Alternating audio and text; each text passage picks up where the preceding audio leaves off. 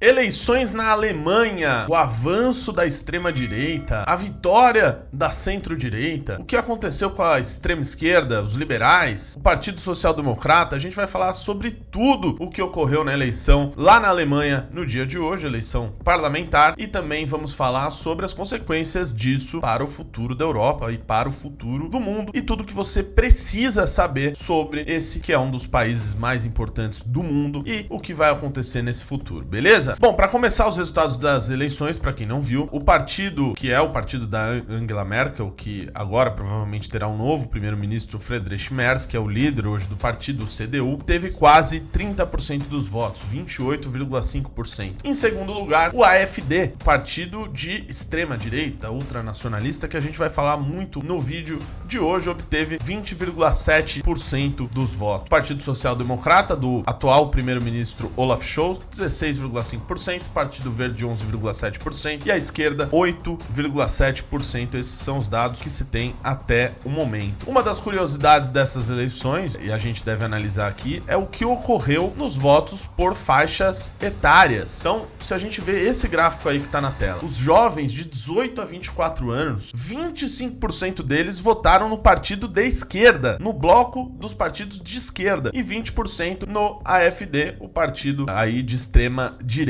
Se você olhar o voto dos mais jovens, né, com mais de 70 anos, você vai ver que tem um voto mais conservador, né? 43% deles votaram no CDU, partido que venceu as eleições. A esquerda praticamente não teve votos nessa faixa etária, o AfD teve 10% dos votos. Se a gente olhar esse outro gráfico que mostra, faz uma comparação, né, de votação em locais que determinado partido venceu e locais em que há determinada quantidade de pessoas nascidas fora da Alemanha, você vai ver que no lado leste há uma hegemonia maior do AfD, coincidentemente um lugar onde tem menos pessoas nascidas fora da Alemanha, e o contrário ocorre no lado oeste. O que dá pra gente dizer de importante para esse voto, principalmente do voto jovem, é que tanto na esquerda como à direita tiveram campanhas de redes sociais muito fortes, né? A líder do partido de esquerda, a Heidi Reichnig, ela teve diversos vídeos que foram viralizados aí no TikTok, com milhões de visualizações, e o mesmo também ocorreu no AfD, que investiu fortemente nessa política de redes sociais. Por um lado, a gente tem homens mais jovens votando na AfD, muitos deles com medo com relações a questões de segurança advindas da imigração que ocorre na Alemanha, com a perda da identidade nacional e também pelo repúdio de pautas woke, né, de pautas feministas. Tanto é que a AfD teve apenas 11% ali dos votos das mulheres jovens, enquanto dos homens teve o voto de 26%. E ambos uma recusa, né, uma recusa ao centro. Uma necessidade da polarização. Então, se você pegar no lado leste da Alemanha, você vai ter uma votação muito alta também dos partidos de esquerda, como resposta à vitória da AfD nessa região. Os jovens não querem uma resposta tradicional ou dos partidos tradicionais a isso. O mesmo serve para os votos que foram feitos na direita, sob praticamente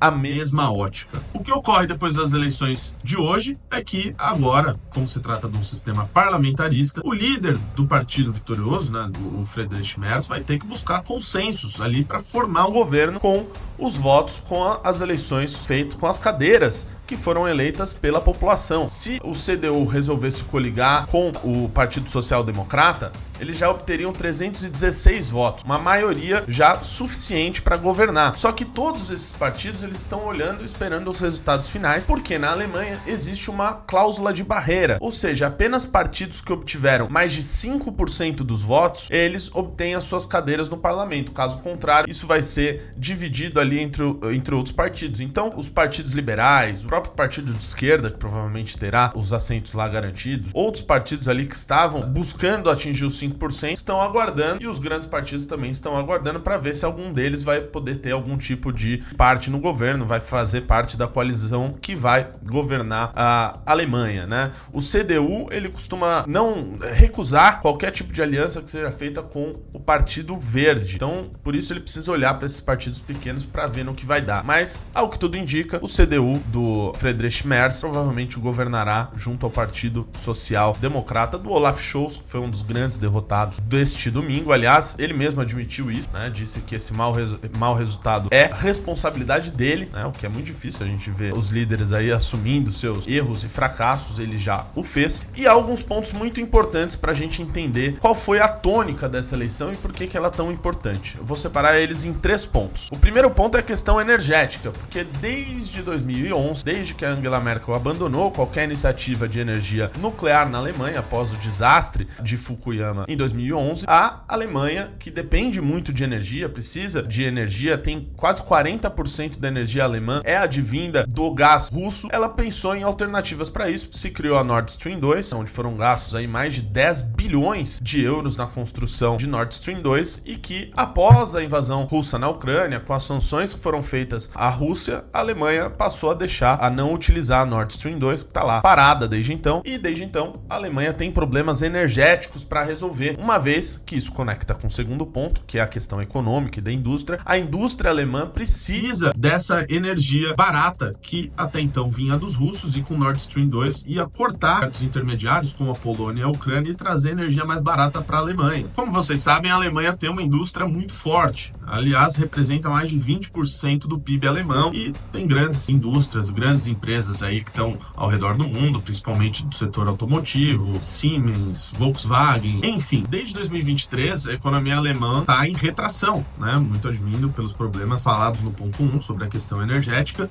Em 2023, o PIB da Alemanha diminuiu 0,3%, em 2024, 0,2%. Muito disso se dá por causa da China, porque houve uma desaceleração do consumo chinês da indústria alemã, principalmente porque a China passou a produzir os carros elétricos, né, com a BYD, e há toda uma transição global para esse tipo de veículo, para os veículos elétricos, né? A Volkswagen, outras montadoras aí alemãs acabaram ficando um pouco para trás por isso, né?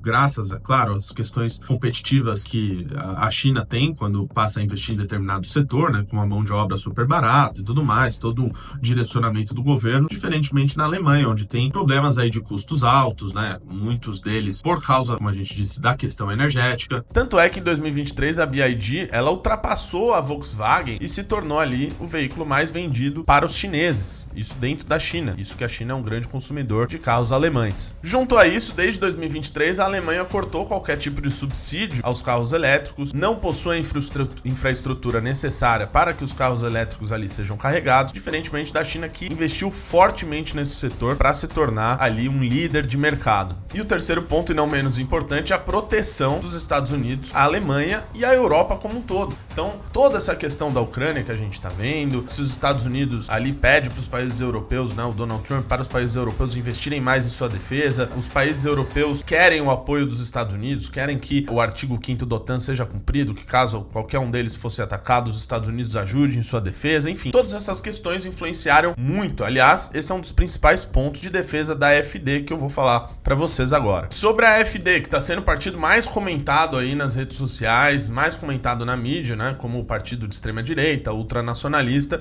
e também principalmente porque o Elon Musk, dono do X, ele resolveu se envolver bastante com a campanha do AfD, postou isso nas redes sociais deles, chegou a participar de uma reunião com mais de 4.500 apoiadores da AfD, pedindo para as pessoas votarem nesse partido. Aliás, até escreveu um artigo, né, para um dos principais jornais na Alemanha, pedindo o voto e recomendando o voto na AfD, além de fazer todo o barulho que ele faz no Twitter, que é a sua rede social. A AfD é um partido que é cético em relação à OTAN e à influência dos Estados Unidos da América na Europa, e por isso ela vê a Rússia como um contrapeso geopolítico. E é um partido que muitas vezes ele glorifica uma visão conservadora e nacionalista que eles veem na Rússia de Putin, colocando ele como um modelo de resistência ao liberalismo ocidental, ao multiculturalismo e à decadência cultural. E além disso, reforçando o terceiro ponto que foi fundamental na eleição da Alemanha, por saberem que a Alemanha depende muito do gás russo, né, para sua questão energética, ela defende que romper qualquer tipo de laço energético com a Rússia nesse momento vai colocar a indústria alemã em maus lençóis, e obviamente essa posição deles ganhou força, principalmente após o momento de retração que teve a economia alemã após a invasão russa na Ucrânia. Então vamos lá, esses são os posicionamentos oficiais da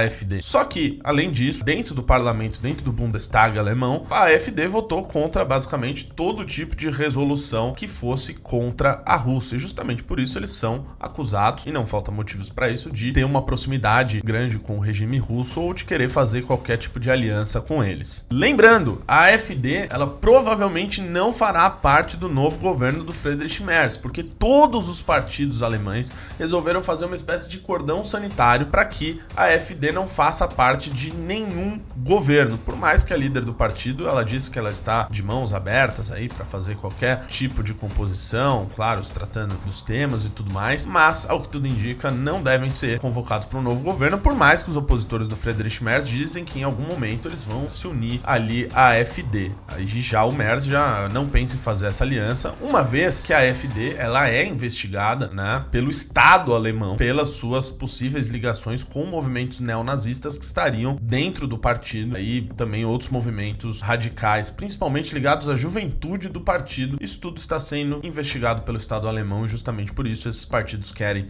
essa distância deles. O que esperar de um possível governo do Friedrich Merz e de sua relação com os Estados Unidos da América de Donald J. Trump? O Trump já postou na rede social dele dizendo o seguinte: parece que o Partido Conservador na Alemanha ganhou a grande e altamente esperada eleição. Muito assim como os Estados Unidos, o povo da Alemanha se cansou da agenda sem senso comum, especialmente sobre energia e imigração, que prevaleceu por tantos anos. Este é um grande dia para a Alemanha e para os Estados Unidos da América, sob a liderança de um cavalheiro chamado Donald J. Trump. Ele se autoelogia ali no post e dá parabéns a todos, dizendo que muitas outras vitórias virão. Apesar desses parabéns um tanto quanto efusivo, não me parece que a relação da Alemanha, do Friedrich Merz, será tão boa assim com Donald J. Trump. Recentemente ele se disse absolutamente chocado e criticou o que ele chamou de inversão clássica entre vítima e agressor, e ainda acusou o Trump de adotar a retórica do Putin quando está se referindo à Ucrânia. Além de tudo isso, o futuro primeiro-ministro alemão disse que pretende enviar à Ucrânia os mísseis Taurus, que são mísseis de longo alcance, do qual o Olaf Scholz ele se negou a repassar isso para a Ucrânia, com algum medo de que as tensões aumentassem ainda mais. E também o Merz defende aumentar o apoio geral que está sendo dado da Europa e da Alemanha para a defesa ucraniana, o que vai na contramão do que Donald Trump está fazendo, de buscar relações mais próximas com a Rússia e, claro, né, defender que a Europa basicamente seja o real defensor da Ucrânia nessa guerra.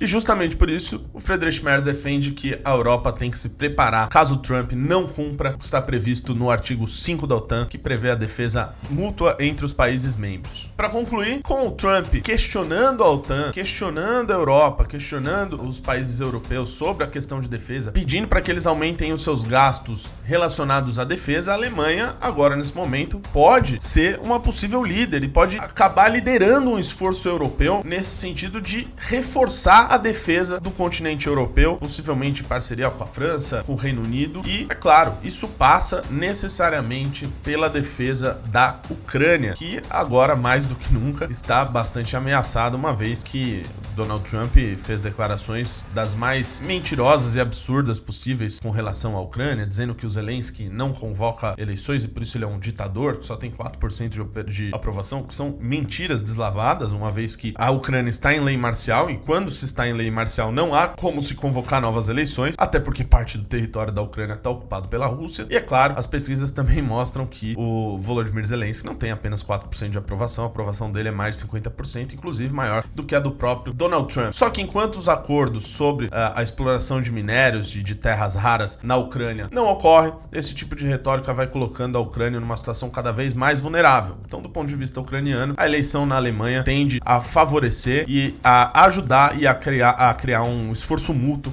para a defesa ucraniana neste momento que os Estados Unidos deixa essa defesa praticamente nas mãos da Europa. Pessoal, verifique a inscrição aqui no canal. Se você não está inscrito, muitas vezes as pessoas reclamam: poxa, eu fui desinscrito aqui do canal, tudo mais. Verifica aqui se você está inscrito, deixa um like, comenta aí e compartilha, beleza? Valeu, até o próximo vídeo.